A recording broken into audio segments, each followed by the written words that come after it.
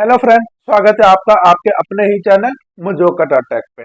आज की वीडियो का जो हमारा टॉपिक है वो हमारा पार्ट 2 है, जिसके अंदर हम बात कर रहे हैं कि एससीआर पे जो टेम्परेचर सेंसर मॉड्यूल लगते हैं उनके फाल्ट कोड क्या क्या होते हैं और उनके काम क्या होते हैं, और हमें ये इतने टेम्परेचर सेंसर लगाने की एक्चुअली में जरूरत क्या पड़ी है। और हम बात ये भी कर रहे हैं कि हमारा डीओसी, डीपीएफ और मिक्सर चैम्बर और एससीआर, ये सारी चीजें एक्चुअली में काम करती क्या है, ये इतना लगाने का क्या काम है, सबका अलग अलग काम होता है, तो इन्हें लगाया क्यों गया है, इसके ऊपर हम डिटेल में बात कर रहे हैं। पिछली वीडियो में हमने आपको इसके बारे में अच्छी तरीके से चीजों को समझाया था और हमने आपको एक होमवर्क भी दिया था, जिसमें हमने आपसे इन 3 फाल कोड के ऊपर बारे में बात करा था कि अगर आप इनके ऊपर रिसर्च कीजिए और जिसका भी हमें जवाब कमेंट सेक्शन में सही लगेगा उसे हम 1 महीने का मेंबरशिप प्लान फ्री करेंगे। तो हमारे बहुत से कमेंट्स मिले हैं ऑलरेडी। हम इसके ऊपर जो जो कमेंट्स है हमने कल की वीडियो में उसे अपलोड करके और आपको बताया था कि किसका हमें कमेंट्स में जवाब सही लगा है और कौन किसने हमारा मेंबरशिप प्लान जीता है। अगर वो भाई ये वीडियो देख रहे हैं तो स्क्रीन पे दिए हुए आप ये देख लीजिए, इन भाई ने हमारा जो मेंबरशिप प्लान है वो जीता है। भाई अगर आप ये वीडियो देख रहे हो तो आप हमसे व्हाट्सएप नंबर पे, स्क्रीन पे भी आपको व्हाट्सएप नंबर दिखाई दे रहा, व्हाट्सएप नंबर पे हमसे संपर्क कीजिए, हम आपको बताएंगे आप हमारे मेंबरशिप प्लान में किस प्रकार से जुड़ सकते हैं। तो चलिए आज हम आगे बढ़ते हैं और आज हम बात करेंगे सिर्फ डीओसी के ऊपर। डीओसी क्या चीज होती है, इसकी फुल फॉर्म क्या है, डीओसी का एक्चुअली में काम क्या है और ये लगाया क्यों गया है और इसके लगाने के क्या पर्पज है, ये क्या काम करता है और किस प्रकार काम करता है, इसके ऊपर हम डिटेल में बात करेंगे कि अगर हमें डीओसी संबंधित कोई जो जो फाइल कोड देखने को मिलेंगे हमें उनके ऊपर क्या क्या काम करना पड़ेगा। ये आगे बढ़ते हैं। सबसे पहले हम ये बात कर लेते हैं कि हमारा जो ये डीओसी होता है इसकी फुल फॉर्म क्या होती है। तो डी का मतलब डीजल, सी का ओ का मतलब ऑक्सीसाइड और सी का मतलब कैटेलिस्ट, तो इसका फुल शॉर्ट फॉर्म हमारे डीओसी हो गई है। डीओसी का बेसिकली काम जो होता है वो होता है हमारे ये एसआर सिस्टम में जो हमारा धुआं आता है इसका टेम्परेचर को इंक्रीज करना। इंक्रीज का मतलब बढ़ाना। अब सवाल एक ये भी आता है कि हमें यहाँ पर टेम्परेचर बढ़ाना क्यों पड़ता है, क्योंकि हमारा जो डीपीएफ होता है इसके अंदर जो सूट होता है, जैसे सूट हम कई बार बोल भी चुके हैं, जैसे हम किसी अखबार को जलाएंगे उसमें से जो काला काला कार्बन बच जाता है, या किसी कपड़े को भी जलाएंगे आप उसमें से काला काला कार्बन जो बचता है राख टाइप की, उसे ही सूट बोलते हैं। तो जैसे हमारा वो सूट आता है वो आके यहाँ पर हमारे डीपीएफ में इस जगह पर आके वो जमने लगता है। जब हमें इसकी सफाई करनी होती है तो हम क्या करते हैं, सलेंसर का एटीएस का जो टेम्परेचर है उसे हम बढ़ाएंगे। जैसे हमारा टेम्परेचर बढ़ेगा वो राख और ज्यादा जलने लग जाती है। आप कभी ट्राई करना, आप नॉर्मली अखबार को जला देना, ठीक है, उसके बाद में क्या अखबार ऐसा कैसे पड़ा रहेगा, कोई भी कागज का टुकड़ा है वो पड़ा रहेगा, उसके बाद आप फिर उस पर थोड़ा सा पेट्रोल वगैरह डाल के उसको दोबारा आग लगाना, वो और ज्यादा जल जाएगा। उसमें फिर एक बार और पेट्रोल डालना और फिर जलाना, वो और ज्यादा खत्म हो जाएगा। तो यही पर प्रतिक्रिया जो चीज होती है हम इसमें करते हैं, हम यहाँ पर इसका टेम्परेचर बढ़ाते हैं। उस टेम्परेचर को हम जब यहाँ पर उस सूट पे जो बची हुई राख है उस पे हम टेम्परेचर बढ़ाते हैं, वो और ज्यादा जलता जलता जलता बिल्कुल एक स्टेज वो आती है जब बिल्कुल खत्म हो जाता है। इसीलिए आप कभी भी ध्यान रखना, हमारे जो BS6 गाड़ियां हैं उसके अंदर जो हमारा लास्ट सलेंसर होता है वहां पर देखना आपको यहाँ पर ना बिल्कुल भी काला काला कार्बन नहीं दिखाई देगा। जैसे कि आप BS4 गाड़ियों में देखोगे जहाँ से हमारा यूरिया सॉरी धुआं निकलता है, लास्ट यहाँ पर आप देखोगे ना ऐसे करके तो आपको काला काला दिखाई देगा। BS6 में नहीं होता है वो। क्यों? क्योंकि वो कार्बन हमारा यहीं पे डीपीएफ के अंदर यहीं पे ही हम उसे खत्म कर देते हैं, इसलिए आगे वो चीज जाती नहीं है और वो चीज हमारी बिल्कुल यहीं खत्म हो जाती है। तो उसके लिए हमें यहाँ पर टेम्परेचर बढ़ाना होगा। अब टेम्परेचर बढ़ाने के लिए हमने ये डीओसी लगाया। अब सवाल ये आता है कि हमारा डीओसी में टेम्परेचर कैसे बढ़ता है, हम उसके ऊपर बात करते हैं। देखिए, जो हमारा टेम्परेचर होता है इसको बढ़ाने में हमारा, आपने सभी ने सुना होगा, एक तो हमारा ईटीवी लगता है, ठीक है, ईटीवी वाल्व लगता है, एक हमारा आईटीवी वाल्व लगता है। ये दोनों ही मिलके हमारा टेम्परेचर इंक्रीज करने के काम आता है। ये किस प्रकार काम करते हैं हम उसके ऊपर एक चर्चा कर लेते हैं, क्योंकि देखिए जब तक आपको डीओसी का फंडा मालूम नहीं पड़ेगा, ये काम कैसे करता है, इसका काम होता क्या है, ये ईटीवी वाल्व की तरह से कैसे मिलके यहाँ पर वो टेम्परेचर को बढ़ाता है, जब तक हमें ये चीज समझ में नहीं आएगी आप रट्टू तोता बनते रहेंगे कि हाँ हमें इस वाल कोड में ये करना है, ये करना है, ऐसा नहीं करना है। उस चीज का काम करने का जब आप तरीका अच्छी तरह अपने दिमाग में बैठाएंगे ना, डिस्क्रिप्शन में आप फाल कोड को जब पढ़ेंगे ना, अपने आप आपके दिमाग में आएगा कि हाँ इसमें ये चीज हो सकती है। तो चलिए हम एक बार छोटा सा यहाँ नक्शा बना लेते हैं। वैसे तो हमारी ड्राइंग खराब है, फिर भी हम कोशिश करते हैं छोटा सा एक नक्शा बनाते हैं जिससे आपको अच्छी तरीके से ये चीजों को समझने में आसानी रहे। हमने ये थोड़ी सी कोशिश करी है बनाने का। ये हमारा ईटीवी वाल्व हो गया, ठीक है। जैसे हमारा टर्बो में से धुआं आएगा, ईटीवी वाल्व में से होकर हमारे इंजन में गया, इंजन में वो पिस्टन उसको कंप्रेस करेगा और हमारा डीजल इंजेक्ट होगा और वहां पर विस्फोट होगा। बाकी का धुआं हमारा जाएगा, जहां भी आपका एक बटरफ्लाई टाइप का रहता है, यहाँ से धुआं हमारा यहाँ पर आ गया। तो ये तो हमारी एक नॉर्मल वो हो गई है। अब जब भी इशू को ये लगता है कि हमें डीओसी का टेम्परेचर को बढ़ाना है, तो वहां पर वो क्या करेंगे, जैसे हमारा टर्बो में से पहले हवा, मान लीजिए उदाहरण के तौर पे ले लेते हैं कि हमारे यहाँ पर 50 ग्राम, हम ये सिर्फ संख्या समझाने के लिए ले रहे हैं, इसके संख्या को पकड़ के नहीं रह जाना। मान लीजिए यहाँ पर हमारा 50 ग्राम धुआं आ रहा, जो इंटेक में से सो धुआं नहीं, हवा आ रही थी, 50 ग्राम हवा आ रही थी और हमारा जो आईटीवी वाल है वो पूरा ओपन है, तो वो बिल्कुल भी हवा को रोक नहीं रहा, पूरा का पूरा हमारा इंजन में गया, इंजन में उतना ही हमारा डीजल स्प्रे हुआ। मान लीजिए हमारा यहाँ पर जो डीजल स्प्रे कर रहा है वो उदाहरण के तौर पर ले लेते हैं 20 ग्राम हमारा डीजल स्प्रे हो रहा है एक टाइम पे, और यही जल के जो धुआं होगा हमारा डीओसी में चला गया। अब जब भी हमें यहाँ पर डीओसी का टेम्परेचर बढ़ाना होगा तो उस टाइम क्या करेगा, ईटीवी वाल्व में जो आईटीवी वाल्व है, आईटीवी वाल्व में जो बटरफ्लाई है वो क्लोज होगी, वो क्लोज होगी तो जो हमारा धुएं, जो हमारा टर्बो से हमारी जो हवा आ रही है इंजन में जाने के लिए, वो जब क्लोज होगा तो वो क्या करेगा, यहाँ पर जो हमारी पहले 50 ग्राम जा रही थी हवा, उसको कुछ परसेंट कम कर देगा। मान लीजिए उदाहरण के तौर पे उसने 20 ग्राम हमारी हवा को रोक लिया, 30 ग्राम हमारे इंजन में दे दी। अब जहां जहां पर हमें 50 ग्राम की जरूरत थी वहां पर हमारे 30 ग्राम इंजन में हवा आई है। लेकिन उस टाइम अगर हमें देखा जाए तो ईशू को जब बुश प्रेशर पे दबाव महसूस होगा कि यार डीजल कम, वो हवा कम आ रही है, तो वो क्या करता है, एक्चुअली में उसको करना ये चाहिए कि वो डीजल की सप्लाई भी कम कर दे, हवा के दबाव के अकॉर्डिंग डीजल को भी कम कर दे। लेकिन ईशू यहाँ पर ये काम नहीं करता है, वो पूरा का पूरा 20 ग्राम ही डीजल इंजेक्ट कर देगा। जो ईशू हमारा 20 ग्राम इंजेक्ट कर रहा है डीजल, एक्चुअली में वो 20 ग्राम हमें चाहिए था जब हमारी हवा 50 ग्राम हो। लेकिन आईटी वाल ने क्या करा था, हमारे क्लोज रास्ते को क्लोज कर लिया, जिसमें से हमारा रास्ता यानी छोटा हो जाएगा, छोटा होगा तो हवा कम आएगी। अब इंजन में 20 ग्राम 30 ग्राम हमारी हवा आई है, लेकिन ईशू ने 20 ग्राम ही हमारा डीजल इंजेक्ट करा है, तो जाहिर सी बात है हमारा जो ये डीजल है ये पूरा नहीं जलेगा। मान लीजिए 5 ग्राम हमारा डीजल बच जाएगा, वो डीजल जो बचा हुआ धुएं के साथ में हमारा डीओसी में आएगा। जब डीओसी में ये आएगा उसी टाइम ही, जब ये धुआं इधर चला गया उसी टाइम में हमारा ईटी वाल्व भी क्लोज हो जाएगा।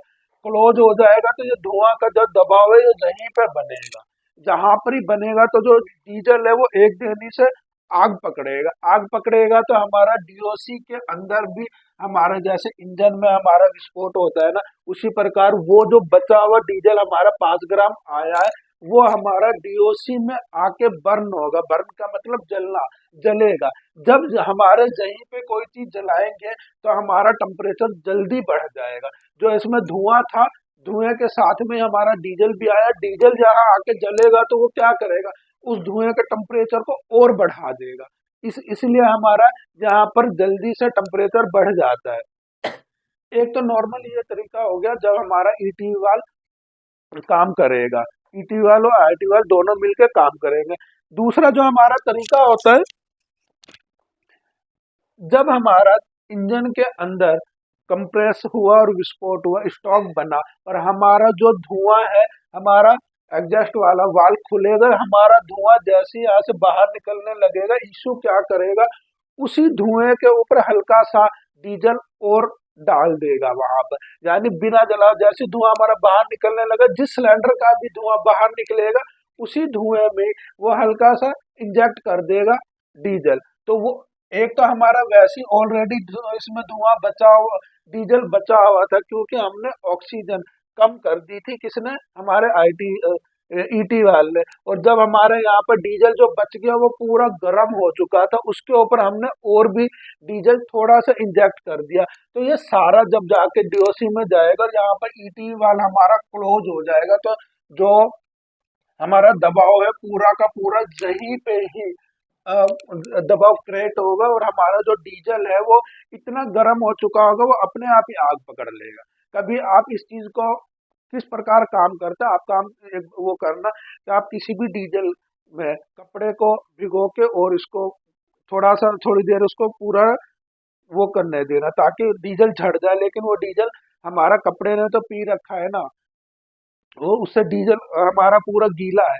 उसको आप आग के पास थोड़ी दूर करके रखिएगा, जैसे डीजल गर्म होता रहेगा, वो एकदम से भक देनी आवाज पकड़ लेगा, तो वो कपड़ा हमारा तो दूर भी होगा, अब थोड़ा दूर रखेंगे ना, जैसे ही वो कपड़ा गर्म होता जाएगा वो आग पकड़ लेगा।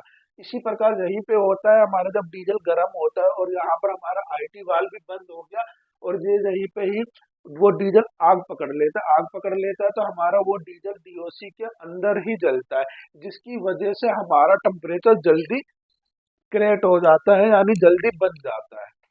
अगर आप इसको आसान भाषा में समझना चाहें तो हमारा डीओसी, ईटीवी वाल्व और आईटीवी वाल्व तीनों मिलके हमारे डीओसी में टेम्परेचर बढ़ाने का काम करते हैं।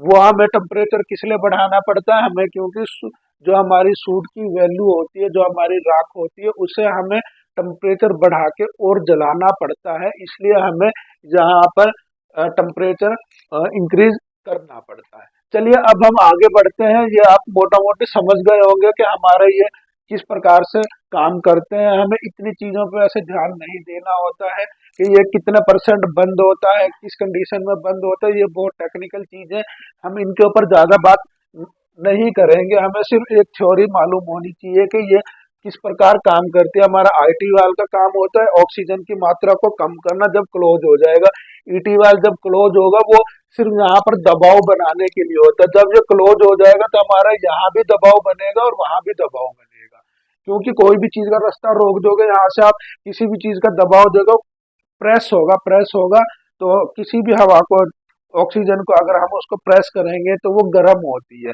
तो ये दोनों इसी का ही काम करते हैं। दूसरा, हमारा जब एग्जॉस्ट में से धुआं निकलने वाला हो उसी टाइम में हम उसके ऊपर, धुएं के ऊपर ही हल्का सा डीजल और इंजेक्ट कर देते हैं। वैसे मैं पूरा कंफर्म नहीं हूँ, शायद मैंने किसी गाड़ी में देखा था, शायद लीलैंड गाड़ी के अंदर हमारा यहीं पे ही डीजल का एक इंजेक्टर लगा हुआ है। जो काम हम यहाँ पर कर रहे हैं लीलैंड में, हमारा वहां पर एक अलग से डीजल का इंजेक्टर लगा रखा है, जो यहीं पे थोड़ा सा उस धुएं के ऊपर स्प्रे कर देता है। ये चीज मैंने देखा था, कंफर्म नहीं है, ये चीज गलत भी हो सकती है। आप कमेंट सेक्शन में बताना क्या लीलैंड में ऐसा सिस्टम है कि यहाँ पर डीजल का जो नोजल है वो लगा हुआ है, वो यही काम करता है, जो हमारा काम जहां पर हो रहा है, जैसे धुआं निकलता है उसी धुएं के ऊपर थोड़ा सा डीजल इंजेक्ट करते। लीलैंड में शायद जहां पर इंजेक्टर लगाया हुआ है अलग से डीजल लाइन लेके, और वो जहां पर इंजेक्ट करता है हमारे डीओसी के टेम्परेचर को बढ़ाने के लिए। लीलैंड में, ये मैं फिर कह रहा हूँ, मुझे कंफर्म नहीं है, मैंने शायद कहीं पे किसी ने बताया था या सुना था मैंने। आप अगर इन लोगों ने, किसी ने लीलैंड पे काम करा है और आपको इसकी जानकारी हो तो कमेंट सेक्शन में जरूर बताइएगा क्या ये चीज सही है या नहीं है। चलिए आगे बढ़ते हैं, अब हम बात कर लेते हैं कि अगर हमारा डीओसी के इस टेम्परेचर संबंधित कौन कौन से फाल्ट कोड देखने को मिलेंगे और बेसिकली हमें उसके ऊपर क्या क्या काम करना पड़ेगा। चलिए आगे बढ़ते हैं और अब बात कर लेते हैं जो हमारा डीओसी का ये वाला जो हमारा सेंसर है, इससे संबंधित हमें कौन कौन से फाल्ट कोड देखने को मिलेंगे। पहला जो फाल्ट कोड हमें देखने को मिलेगा 52 32 51 है, 33 13 है। ये हमने आपसे पिछली वीडियो में इसके बारे में पूछा था कि हमें इसमें क्या प्रॉब्लम देखने को मिलेगी और हमें इसमें क्या करना है। और 33 14 फाल कोड है। तो पहला फाल कोड है हमने यहाँ पर लिख लिया 32 51 है। इसके अंदर अगर डिस्क्रिप्शन में आप पढ़ेंगे तो लंबा चौड़ा है, हमने आपको आपके लिए शॉर्ट भाषा कर दी है कि जो डीओसी का इनलेट टेम्परेचर आपको लिखा हुआ मिलेगा। हमने यहाँ पर क्योंकि डीओसी का इनलेट टेम्परेचर की बात कर रहे हैं तो डीओसी का इनलेट का टेम्परेचर लिमिट से ज्यादा जा रहा है। कहने का मतलब है जो हमारा यहाँ का टेम्परेचर है, ये सिग्नल जो दे रहा है उसका कहने का मतलब है कि हमारा जो टेम्परेचर है जितनी लिमिट होनी चाहिए उससे ज्यादा जा रहा है। कितना ज्यादा जा रहा है? 745 डिग्री से के आसपास या उससे ऊपर जा रहा है जब हम आपको ये 52 32 51 फाल कोड देखने को मिलेंगे। अब देखिए हमने अभी थोड़ी देर पहले बात करी थी कि हमारा जो डीओसीएस में टेम्परेचर कैसे बढ़ता है। हमारा जो एग्जॉस्ट का जब धुआं निकलेगा उसी टाइम हम उसमें डीजल का इंजेक्ट करेंगे और वो डीजल यहाँ पर आके जलेगा और हमारा टेम्परेचर बढ़ेगा। अब हमें इस फाल कोड में यही बात बताया जा रहा है कि हमारा टेम्परेचर लिमिट से ज्यादा यानी 745 से ऊपर जा रहा है जब हमें ये फाल कोड देखने को मिला है। तो अब हमें खुद इन चीजों को माइंड लगाना चाहिए कि यहाँ पर टेम्परेचर बढ़ने के क्या कारण है। सबसे पहला कारण जो हमें समझ में आ सकता है कि ऐसा हो सकता है कि हमारा ये सेंसर खराब हो गया हो जिसकी वजह से हमें वो सिग्नल ही गलत दे रहा है कि यहाँ का टेम्परेचर बढ़ रहा है। तो एक पॉइंट हो गया हमारा सेंसर खराब हो सकता है जो हमें रीडिंग ही गलत दे रहा हो कि वहाँ टेम्परेचर नॉर्मल है लेकिन वो हमें ये बता रहा है कि रीडिंग गलत दे रहा है। तो एक हमारा ये कारण हो सकता है। दूसरा हो सकता है हमारा इंजन या टर्बो ऑयल तो नहीं उठा रहा है, क्योंकि हम पहले बात कर चुके हैं कि हमारा जो डीजल जो इंजन में से जो धुआं आएगा उसमें डीजल की कुछ मात्रा होती है जहाँ पर जलने के लिए। अगर उसी के साथ ही हमारा इंजन ऑयल उठाना चालू कर दे या टर्बो ऑयल उठाना चालू कर दे तो वो क्या होगा, वो भी तो जब यहाँ पर आग लगेगी तो वो जो इसके अंदर डीजल वो सॉरी ऑयल है वो भी तो जलेगा ना। अगर वो भी यहाँ पर एक्स्ट्रा जलेगा तो यहाँ का टेम्परेचर बढ़ जाएगा। तो अगर हमें ये फाल कोड देखने को मिलता है तो हमें ये चीज भी देखनी पड़ेगी इंजन ऑयल तो नहीं उठा रहा है या टर्बो तो ऑयल नहीं उठा रहा है। क्योंकि अब हमने अच्छी तरह बात करी थी कि हमारा डीजल आके डीओसी में जलेगा, अगर उसके साथ में ऑयल आ रहा है चाहे टर्बो से आ रहा है चाहे हमारे इंजन से आ रहा है वो भी यहाँ पर आके जलेगा, क्योंकि जब आग लगेगी तो उसके साथ में ऑयल जो आ रहा है वो भी जलेगा तो यहाँ का टेम्परेचर हमारा जल्दी बढ़ेगा। तो एक कारण ये भी हो सकता है। दूसरा ये हो सकता है कि हमारा जो डीजल इंजेक्टर है वो खराब हो सकते हैं। कई बार क्या है हमारा कोई एक डीजल इंजेक्टर डायरेक्ट हो जाता है, उस कंडीशन में क्या होगा कि जब हमारे यहाँ पर धुआं आ रहा है ऑलरेडी इसमें थोड़ा सा डीजल है, डीजल रहता ही है जो यहाँ पर आके जलेगा। उसके साथ में अगर हमारा कोई डीजल वो नोजल खराब हो गया और वो ज्यादा स्प्रे कर रहा है तो भी यहाँ पर आके हमारा वो जलेगा डीजल तो हमारा यहाँ पर टेम्परेचर बढ़ जाएगा। तो एक कारण हमारा डीजल इंजेक्टर खराब भी हो सकता है। अब सवाल ये आता है कि हम ये कैसे चेक करें कि हमारा जो ये इंजेक्टर है खराब है या नहीं है। तो उसके लिए क्या करना होता है, हमारा जो ये इंजन होगा, ठीक है ना, ये इंजन होगा इसमें से हमारा वो आता है ये भी जुड़ता है और ये आके जुड़ के ये सारे आपस में जुड़ जाएंगे, ठीक है ना। और यहाँ से हमारा धुआं पूरा ये पाइप के थ्रू जहाँ पर आ जाएगा। तो हम क्या करेंगे, हम यहाँ से एडजस्ट मैनिफोल्ड को खोल लेंगे, ठीक है। एडजस्ट मैनिफोल्ड को खोल के और फिर हम यहाँ पर सारे सिलेंडर हमें दिखाई देने लग जाएंगे। उसके बाद हम गाड़ी को स्टार्ट करेंगे और चेक करेंगे कि जो हमारा इंजन में से धुआं निकल रहा है उसमें व्हाइट स्मोक किस में आ रहा है। जिसमें भी हमें व्हाइट स्मोक आएगा, हम समझ सकते हैं कि हमारा ये वाला जो इंजेक्टर है ये डीजल स्प्रे ज्यादा कर रहा है, इसलिए यहाँ से जो डीजल बच रहा है वो व्हाइट स्मोक के रूप में निकल रहा है। तो आप इस चीज को इस तरीके से क्लियर कर सकते हैं एग्जॉस्ट मैनिफोल्ड को खोल के। दूसरा आपका एक कारण ये भी हो सकता है कि हमारा एटीएस का जो पाइप है वो लीक हो रहा है, तो इंजन से लेके जो हमारे यहाँ तक जो पाइप आता है कई बार वो ब्रेक हो जाता है, टूट जाता है, या उसमें एक जाली आती है वो फट जाती है, जिसकी वजह से भी हमारा यहाँ पर ये टेम्परेचर की प्रॉब्लम आ सकती है। इसके अलावा जो दो हमारे फाल्कोड बच्चे हैं 3313 और 3314, इसमें हमें इन दोनों सेंसरों में हमें दोनों फाल्कोडों में हमें ये बताया जाएगा कि हमारा जो डीओसी का इनलेट का टेम्परेचर जो है वो सिग्नल जो हो रहा है या तो लो हो रहा है या हाई हो रहा है।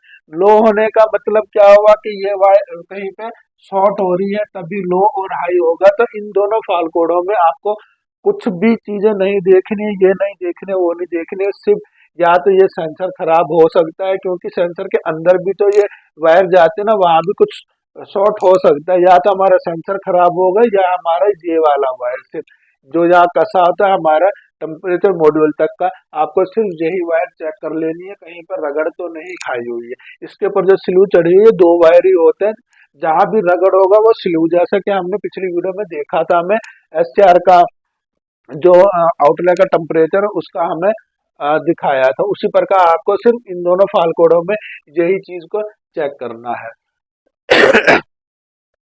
आई होप फ्रेंड आप अच्छी तरह इन चीजों को समझ चुके होंगे। फिर भी अगर आपके दिल में कोई भी डाउट हो तो आप कमेंट सेक्शन में बेझिझक होकर हमसे कमेंट सेक्शन में पूछ सकते हैं, हम पूरी कोशिश करेंगे आपका हर डाउट क्लियर करने का। अब हम आज के लिए आपको एक होमवर्क दे रहे हैं, आपको ये बताना है कि क्या इन फाइल कोडों के अलावा कोई और भी ऐसा फाइल कोड है, उसका नंबर बताना है जो हमारे डीओसी के इनलेट टेम्परेचर संबंधित हमें फाइल कोड देखने को मिलेगा, और आज हमने उसके ऊपर बात नहीं करी है। सही जवाब देने वाले को हम 1 महीने का मेंबरशिप प्लान देंगे फ्री में, वो हमसे 1 महीने तक मेंबरशिप प्लानों के लिए बात कर सकते हैं। अपना रिसर्च करिए, कहीं से भी पता करिए, एनीथिंग कोई वो नहीं है, आप कमिंस वाले से पूछ सकते हैं, अपने किसी भी फ्रेंड से पूछ सकते हैं, कुछ भी कहीं से भी जानकारी इकट्ठी करिए कि क्या हमारा डीओसी का इनलेट के टेम्परेचर संबंधित कोई भी फाल्ट कोड देखने को मिलेगा, इन 3 के अलावा कोई और फाल्ट कोड है तो कितने फाल्ट कोड है उनका हमें आपको कमेंट सेक्शन में बताना है कि ये फाल्ट कोड और हमें डीओसी टेम्परेचर संबंधित देखने को मिलते हैं।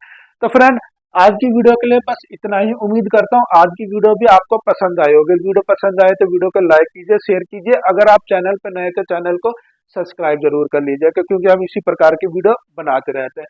नेक्स्ट वीडियो में हम बात करेंगे हमारा जो डीपीएफ का इनलेट का टेम्परेचर है, इससे संबंधित हमें कौन कौन से फाल्ट कोड देखने पड़ेंगे और बेसिकली हमें उनके ऊपर क्या क्या काम करना पड़ेगा।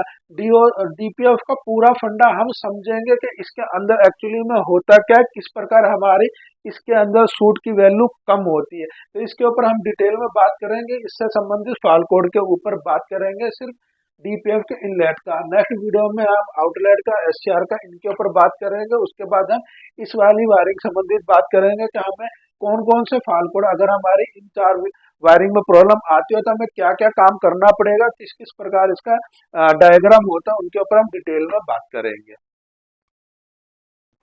अगर आप चाहें तो इसका स्क्रीनशॉट ले सकते हैं कि हमें इन फाल्ट कोडों में क्या क्या चीजें देखने को मिलेंगी। इन दोनों का हम फिर बता देते हैं। 3313 3314 में आपको DOC inlet temperature sensor high source या लो सोर्स का सर्किट का आ सकता है, जिसमें आपको सिर्फ ये दोनों चीजें ही देखनी पड़ेगी। इन दोनों में आपको सिर्फ यही चीज देखनी है और आपको कुछ भी नहीं देखना, इस सेंसर के बारे में आपको देखना पड़ेगा।